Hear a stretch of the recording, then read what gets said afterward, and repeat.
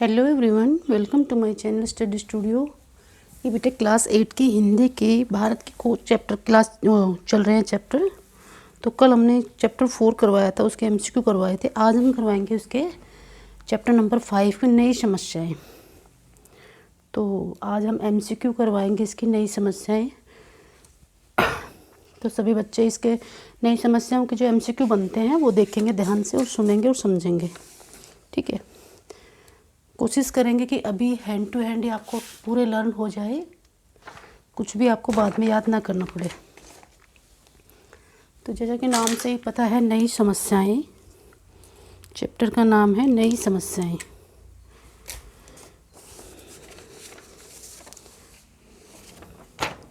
तो आप ऐसे जैसे चैप्टर शुरू होता है ना, तो स्टार्टिंग में ऐसे लिख लिया करो, चैप्टर पाठ नंबर 5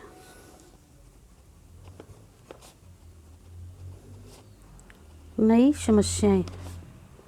ठीक है, तो इसका क्वेश्चन नंबर 1 बनता है एमसीक्यू में।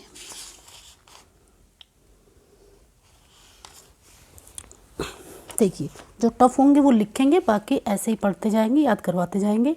और जो ऐसा लगेगा कि टफ है याद करने में, तो उसको हम लिख के याद करवाएंगे।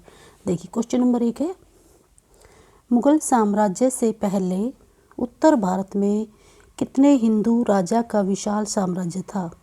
किस हिंदू, यानी कि क्वेश्चन ये बन रहा है, मुगल साम्राज्य से पहले उत्तर भारत में किस हिंदू राजा का साम्राज्य था? तो ये हर्षवर्धन का था। ठीक है, किसका था? हर्षवर्धन का। तो मुगल साम्राज्य में उत्तर भारत में किस हिंदू राजा का शासन था? हिंदू राजा था हर्षवर्धन। ठीक है, सिंध अलग राज्य बनने से पहले किस राज्य का भाग था? ये लिख देते हैं। कुछ क्वेश्चन जो टफ लग रहे हैं मुझे, वो मैं लिखती चलूँगी साथ साथ में। देखिए,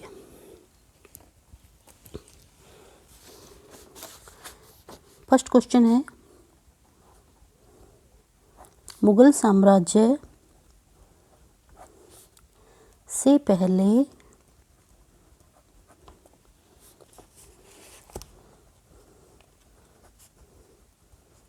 उत्तर भारत में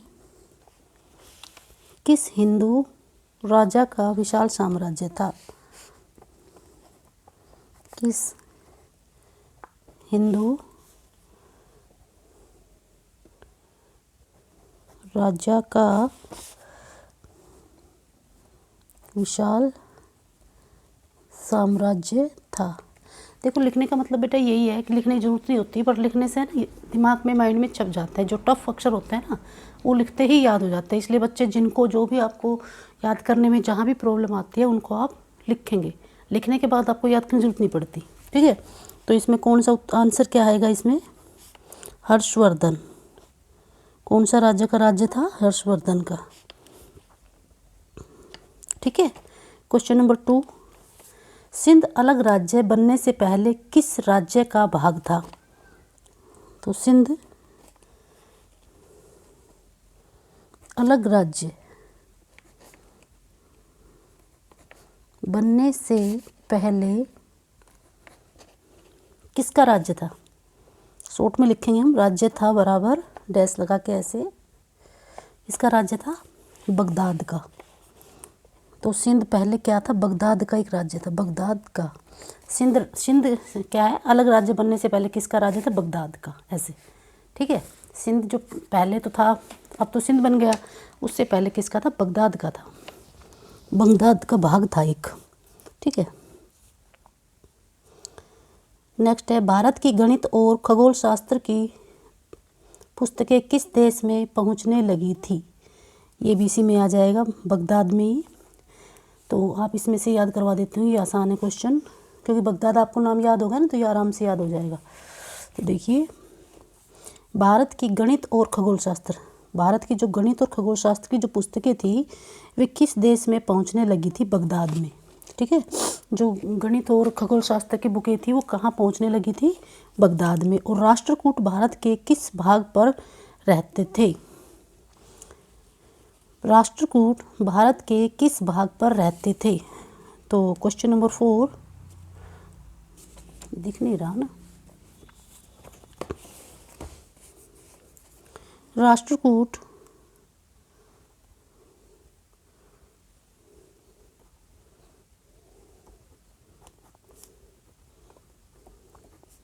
भारत के किस भाग में रहते थे? भारत के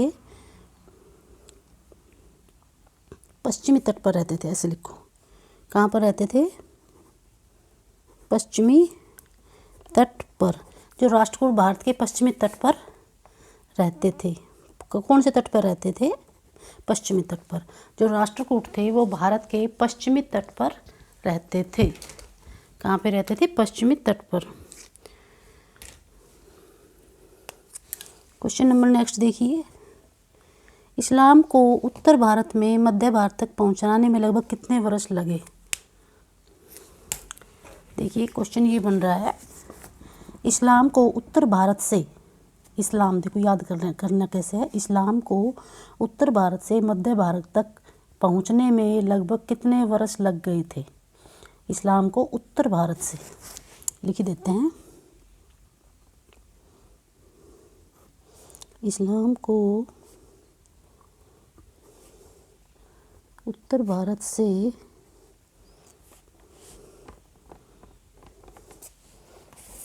मध्य भारत तक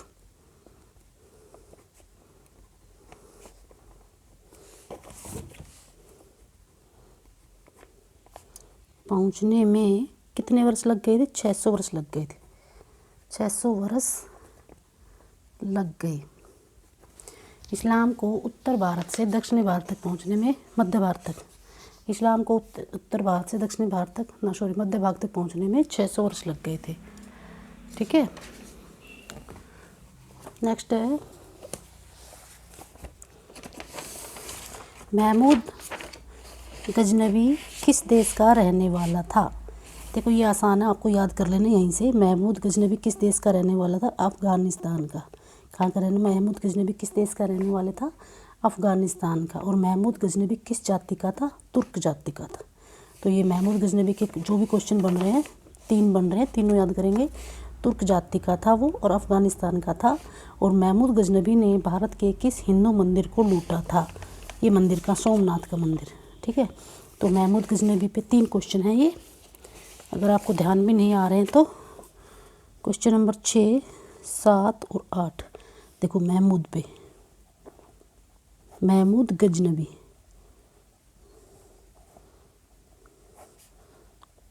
रहने वाला था कहाँ का? कौन से देश का? कौन से देश का था? अफगानिस्तान। रहने वाला था अफगानिस्तान का। अफगानिस्तान कहाँ का रहने वाला था? अफगानिस्तान का। ठीक है। और नेक्स्ट क्वेश्चन है उसकी, किस जाति का था? महमूद गजनवी की जाति कौन सी थी? वो थी तुर्क। कौन सी जाति थी? तुर्क जाति थी। और उसने कौन से मंदिर को लूटा था?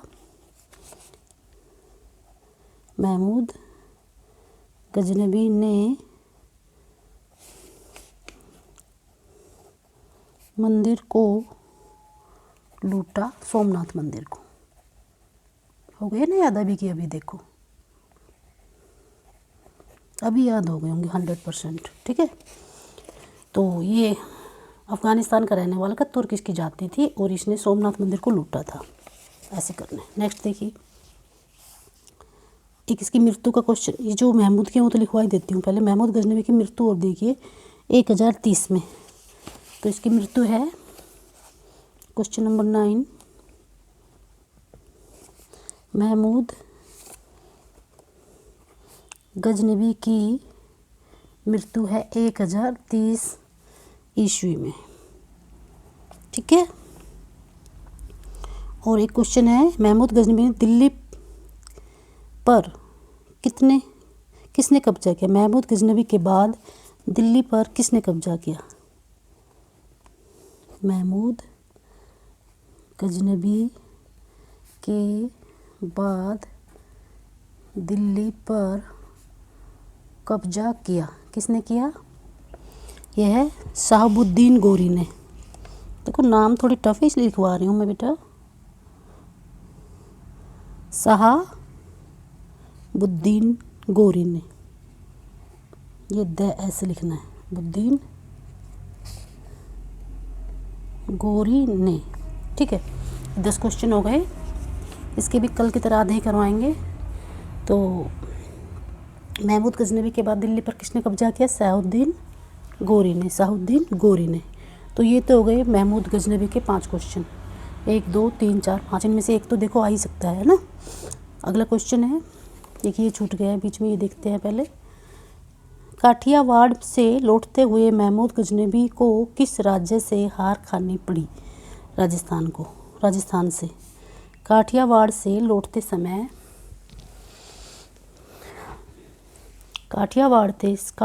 लौटते समय महमूद गजनवी को किस राज्य से वो हारा था? राजस्थान से। ये ध्यान रखना, महमूद गजनवी किससे हारा था? राजस्थान से। ठीक है, जब वो काठियावाड़ से लौट रहा था। ये भी हो गया। अब देखो इसके चलेंगे। शहाबुद्दीन गोरी ने दिल्ली पर कब्जा किस वर्ष किया था? पहले तो महमूद गजनवी का राज साम्राज्य था, उसके बाद शहाबुद्दीन गोरी ने 1192 में। ठीक है, कब किया था? क्वेश्चन नंबर 12 है ये। इसमें शहाबुद्दीन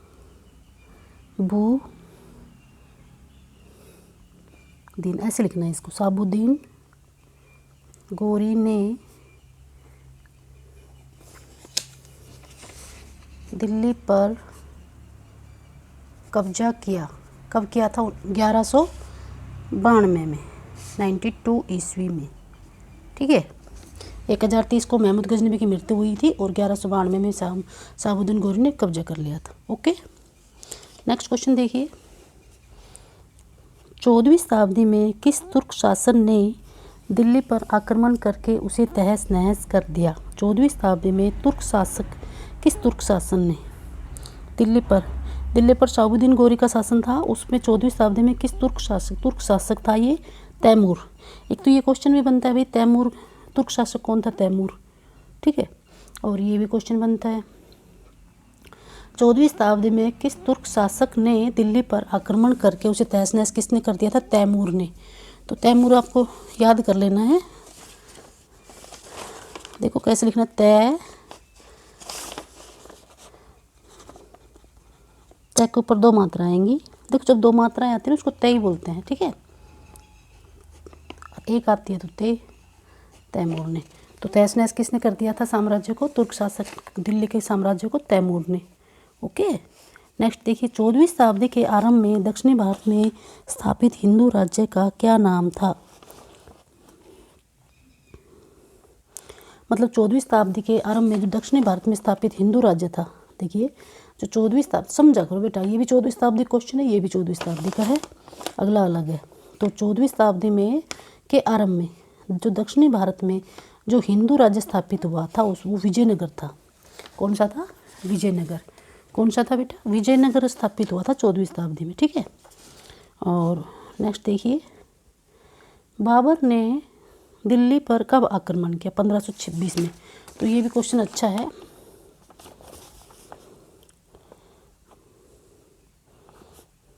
बाबर ने दिल्ली पर आक्रमण कब किया था? 1526 में। ठीक है, 1526। ये 4-5 डेट हैं, अच्छे से याद करना है। ठीक है,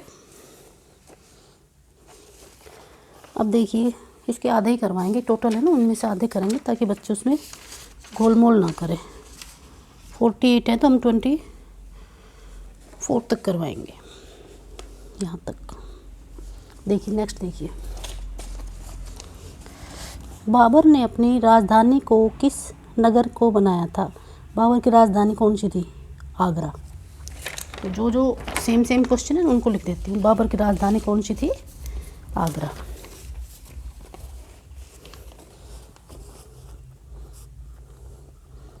देखो बाबर की राजधानी क्या थी? आगरा। बाबर की राजधानी आगरा थी। दिल्ली पर उसने 1526 ईस्वी में आक्रमण किया था, उसको जीत लिया था। और बाबर किस जाति से संबंधित था? मंगोल से। बाबर की जाति और लिखनी है आपको, बाबर की जाति कौन सी है? मुगल,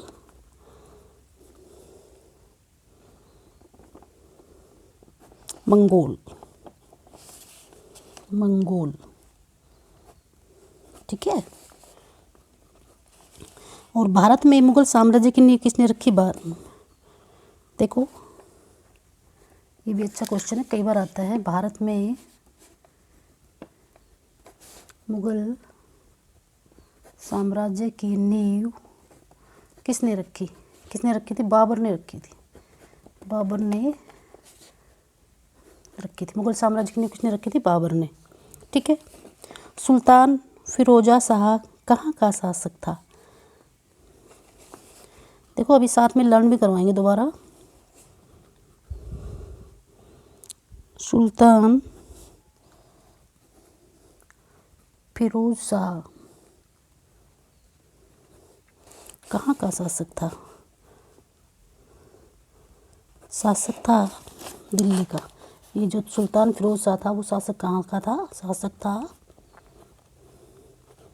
दिल्ली का। ठीक है। अगला है माल गुजारी व्यवस्था की नींव किसने रखी थी? शेरशाह ने। ये भी देखो टफ टफ क्वेश्चन है, इसलिए मैं सारे ही लिख रही हूँ मोस्टली। माल गुजारी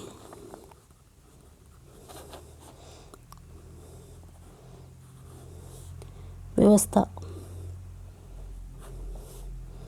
की नींव, माल गुजारी व्यवस्था की नींव रखी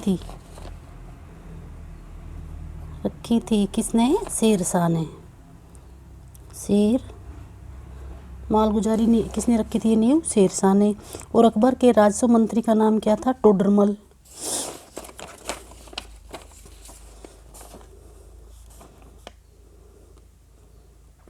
अकबर के राजस्व मंत्री, अकबर का जो राजस्व मंत्री था उसका नाम था टोडरमल। टोडरमल। जो अकबर का राजस्व मंत्री था उसका क्या नाम था? टोडरमल। ठीक है। अकबर के राज दरबार में सरकारी भाषा कौन सी थी? ये भी बड़ा अच्छा क्वेश्चन है। अकबर के राज दरबार में सरकारी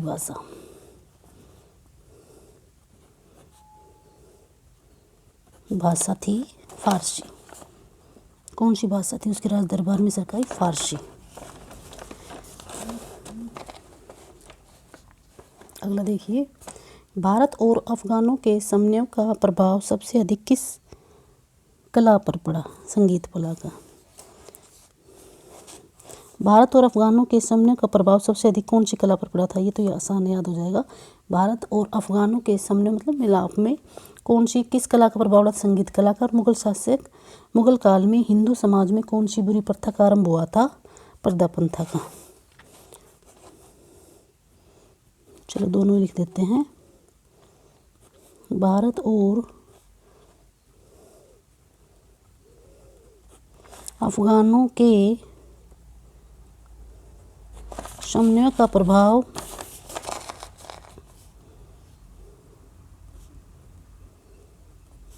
सबसे अधिक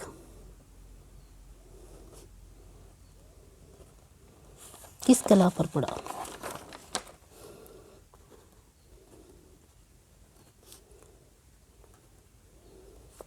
वो तो संगीत कला पर पड़ा था। किस पे पड़ा था? संगीत कला पर। और क्वेश्चन नंबर 24 है, मुगल काल में हिंदू समाज में कौन सी बुरी प्रथा का आरंभ हुआ? पर्दा प्रथा का।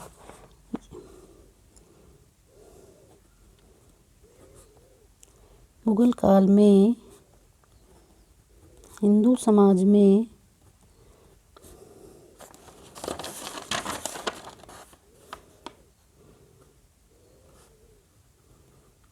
कौन सी बुरी, देखो पर्दा प्रथा एक बुरी प्रथा है ना। पर्दा प्रथा का तो ये मुगल काल में आरंभ हुआ था मुगल पर्दा प्रथा का। किसमें हुआ था? जो मुगल काल में हिंदू समाज में कौन सी बुरी प्रथा का आरंभ हुआ था बेटा? पर्दा प्रथा का। ठीक है, ये पर्दा प्रथा का मुगल काल में आरंभ हुआ था हिंदू समाज में। तो ये है इसके क्वेश्चन 24। कल इसके 24 और कराएंगे, पर फटाफट स्पीडली इसको मैं देखती हूँ कितने बच्चों को याद हो गए। देखिए फर्स्ट देखिए, मुगल साम्राज्य में पहले उत्तर भारत में किस हिंदू राज्य का विशाल साम्राज्य था? हर्षवर्धन का। ओके। सिंध अलग राज्य बनने से पहले कौन कहाँ का राज्य का भाग था? बगदाद का था। और राष्ट्रकूट भारत के कौन से तट पर रहते थे? राष्ट्रकूट भारत के पश्चिमी तट पर रहते थे। और इस्लाम को उत्तर भारत में मध्य भारत तक पहुंचने में 600 वर्ष लग गए थे। और मोहम्मद गजनबी कहाँ का रहने वाला था? अफगानिस्तान का। और उसकी बादशाह थी मोहम्मद गजनबी की तुर्क। और मोहम्मद गजनबी ने कौन से मंदिर को लूटा था? सोमनाथ मंदिर को। और मोहम्मद गजनबी की मृत्यु 1030 में हुई थी। और मोहम्मद गजनी के बाद दिल्ली पर आक्रमण पर कब्जा किया था शहाबुद्दीन गौरी ने। शहाबुद्दीन गौरी दिल्ली पर कब्जा किया था। शहाबुद्दीन गौरी ने दिल्ली पर कब्जा किया था 1192 ईस्वी में शहाबुद्दीन गौरी ने दिल्ली पर कब्जा कर लिया था। और बाबर ने दिल्ली पर आक्रमण किया था 1526 ईस्वी। डेट तो आपको याद कर लेना। और बाबर की राजधानी है आगरा। और बाबर की जाति है मुगल। ये एसएस के ज़्यादातर क्वेश्चन पढ़ते हैं। भारत में मुगल साम्राज्य की नींव किसने रखी? बाबर ने रखी थी। और सुल्तान फिरोज शाह शासक था कहाँ का? दिल्ली का। और माल गुजारी व्यवस्था की नींव किसने रखी थी? माल गुजारी व्यवस्था की नींव रखी थी शेरशाह ने। और अकबर के राजस्व मंत्री का नाम था टोडरमल। एंड अकबर के राज दरबार में सरकारी भाषा थी फारसी। और भारत और अफगानों के शमन्य का प्रभाव सबसे अधिक किस कला पर पड़ा था? संगीत कला पर पड़ा था। और मुगल काल के हिंदू समाज में कौन सी बुरी प्रथा का आरंभ हुआ था? पर्दा प्रथा का। ठीक है बेटा, ये वीडियो तो छोटी बनानी थी, लेकिन लिखते हैं तो टाइम ज़्यादा लग जाता है। कोई बात नहीं, अगर आपको वीडियो अच्छी लग रही है, अगर आपको समझ में आ गए हैं तो बहुत अच्छी बात है। और आपको जो क्वेश्चन आपको हार्ड अब भी लग रहे हैं वो आप खुद से लिखिए। आशा से भी बच्चों को याद हो गए होंगे। और अगर आपको वीडियो अच्छी लग रही है तो लाइक एंड सब्सक्राइब कीजिए। Thank you very much.